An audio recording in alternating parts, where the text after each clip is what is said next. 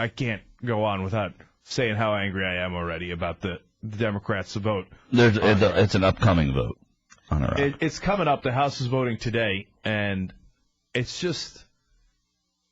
I realized today that we didn't lose this vote today.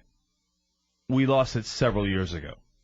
And we lost it the day that we conceded to the Republicans that opposing Bush's Iraq policy would be hurting the troops. Okay, now we never conceded that. The listeners didn't concede that. Certainly the Young Turks and Air America didn't concede that. But Democratic legislators absolutely, positively did.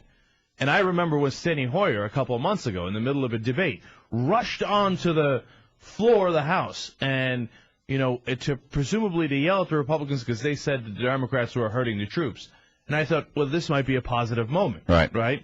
Because here comes the second person in charge of the House Democrats, and he's going to stand up and say, no, we're not hurting the troops. And that is what he did. So in the beginning, I was like, hey, look at this, a little gumption, a little fight in the Democrats. I like it.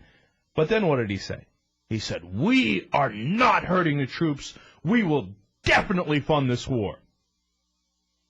No, you idiot.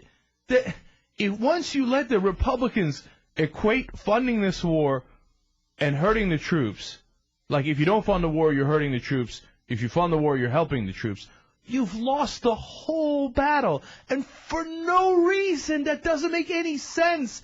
How does putting these troops in the middle of a hopeless quagmire where they're going to get killed and wounded for the next 6 months or maybe even 6 years, however long it's going to take, how does that help the troops? How is taking them out of that hurting the troops?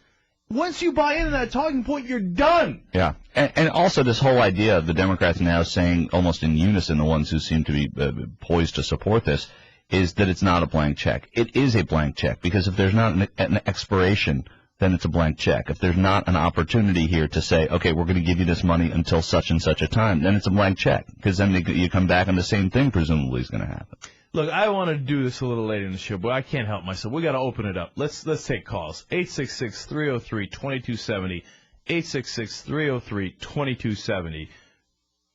Look, this is, in my mind, and believe me, correct me if I'm wrong, a complete and utter capitulation. I mean, we got nothing out of this. Nothing.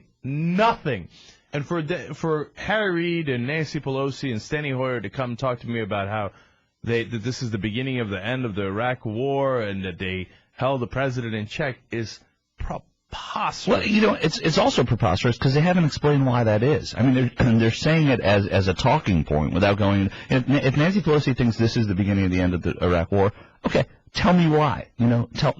Explain what about this is the beginning of the end. And if this is the beginning of the end and this is how it's going, my God, I mean, the end will be in 3012. Well, that's the whole point. We don't know when the end will be. If it's the beginning of the end, tell us when the end's going to be. Right, because it's not a beginning at all. Yeah. God, or it could be it is a beginning. We're giving more money. There are going to be more troops, and there's going to be more armament. So, I mean, that's not an end. That doesn't sound like the end to me.